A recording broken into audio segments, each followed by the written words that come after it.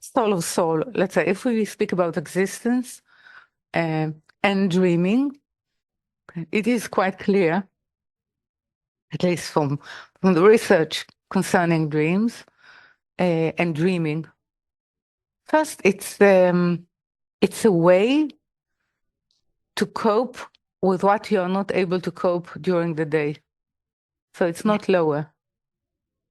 It means that you recruit capacities and imagination that you are not able, actually, because when we are awake, our mind is too occupied with sort of dealing with a perception of sort of surviving reality. Okay. Now, as you know, when you sleep, hypno, when you go into that state, part great, let's say, high percentage of your body functions are reduced into minimum. It means that something is actually using all that energy for something else.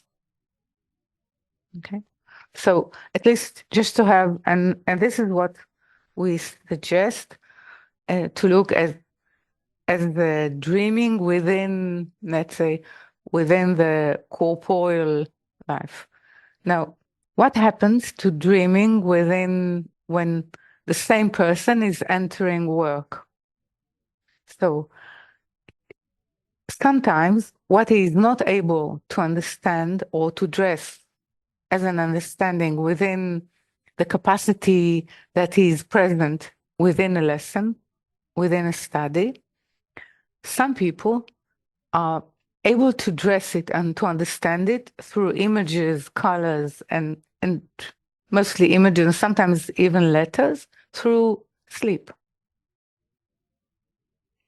But then it depends on, again, it depends on the screen, or what is called the mouth that translate it, that decipher it. And we see it. Egypt starts to dream. So it means it goes from, first we don't know what happens to all Egypt, but we know what happens to, let's say, that which rules Egypt.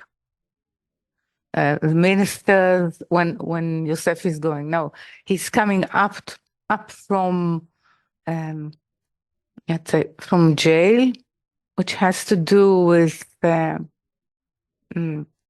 which confines, that which sort of puts some limits. And when he starts to come to the end of his time in jail, Pharaoh is starting to dream.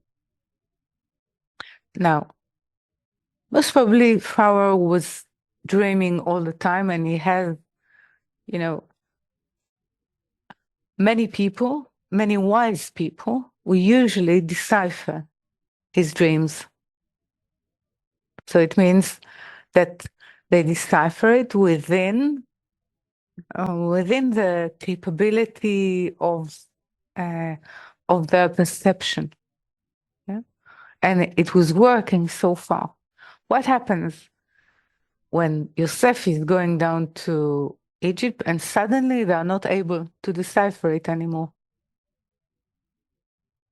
Meaning there's something with the thickness.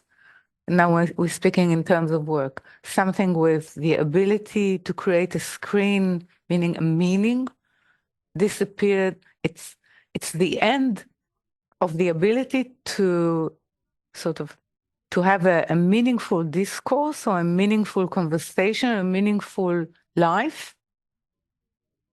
Because now what happens to the head of Egypt, meaning that which represents Egypt itself, they cannot understand it. and he cannot understand what is happening to him. Now, if you take the dreams, any 7 years old boy can translate it or decipher it. 7 cows, like wealthy and healthy, and 7 which are thin and hungry, um, beautiful and ugly, sort of all this. And then if you don't understand it, we'll give it to you in terms or in images of wheat, which is definitely to do with eating or being able to be nourished. So if this crashes for Egypt, there's no Egypt. How can one perceive that there is no Egypt in the world? Definitely not Pharaoh and not his ministers and not his wise people.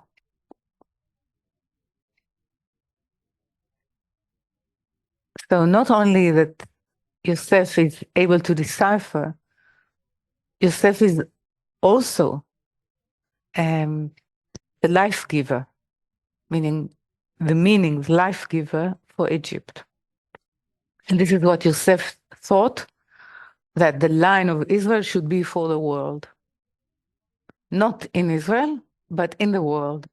And this is why he actually was in a deep quarrel with his brothers, because they thought it should be from Israel, and he thought, no, we should all go there to Egypt or to any culture and act there. Okay. Now we see the end of what is happening in Egypt, but at least what we're trying to see now, it's about dream and prophecy. In that respect, the way Yosef understood his dreams as being in control over his brothers, it's true in the corporal life. It's the opposite in the spiritual life. Because in the spiritual life, he's actually serving them in order to allow them to fulfill their purpose, their unique mission in the world through fulfilling the promise to Abraham that his, let's say, his genealogy will go down to Egypt. So he's preparing for them to go in a safe way. So he's serving them. But let's say in terms of corporal life, well, he's the leader of Egypt. And he acts like this towards them when they meet. Okay. But truly, he's actually preparing the ecology or preparing Egypt to receive Israel.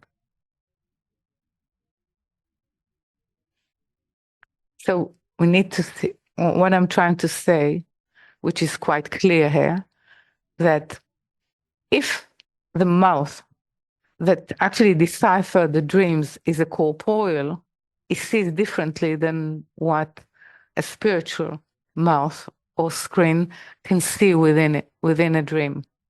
Usually it's opposite. This is why we're saying that in Kabbalistic terms, that when you dream that you are dying, or you are dead, or you've been killed, it means that you'll have a long life.